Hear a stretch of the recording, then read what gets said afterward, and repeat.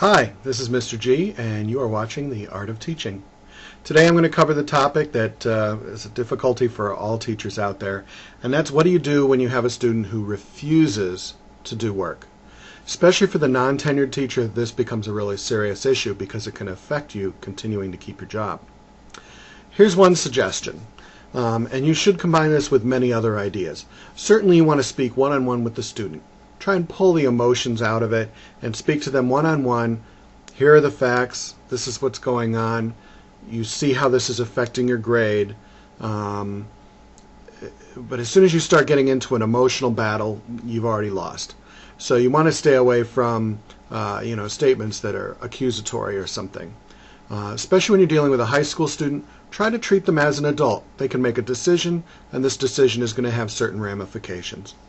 Another thing that I find is kind of helpful is something that kind of covers your butt, but also gives the student a chance to sort of rethink what it is that they're choosing to do.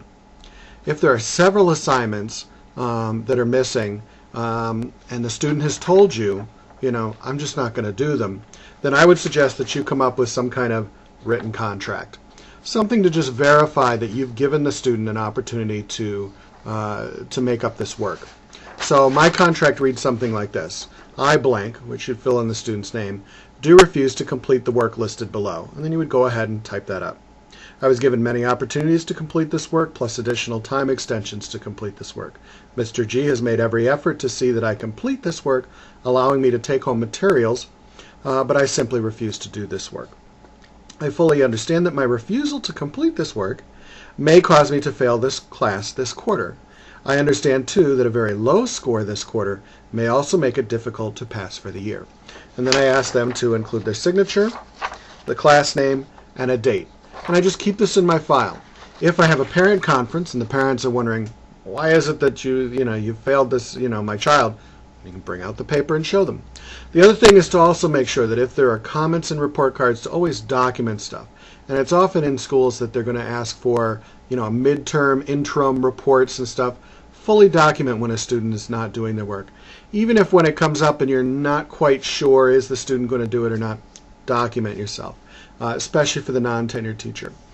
The other thing, too, is this contract may give the student to take a second look at what they're doing, and maybe you can give them that extra week to complete the work or not. It's really up to you and your own policies. But I think it's more important that they at least learn within the confines of your classroom as opposed to just sort of fitting into the puzzle the way we exactly want it to be, that everyone has to do this at the same time. Everybody's minds work differently. Everybody works differently. And in a high school setting, I find that a little flexibility goes a long way. And also when you show that difficult student some flexibility, the next time around, they respect you a little bit more and they may comply a little bit more. So that's my suggestion for the day. I hope you found it helpful. If you like this video, go ahead and give me some stars. I really appreciate that. Maybe hit it on your favorites and check out my other videos. I hope you find them as helpful. Thank you very much and you have a great day.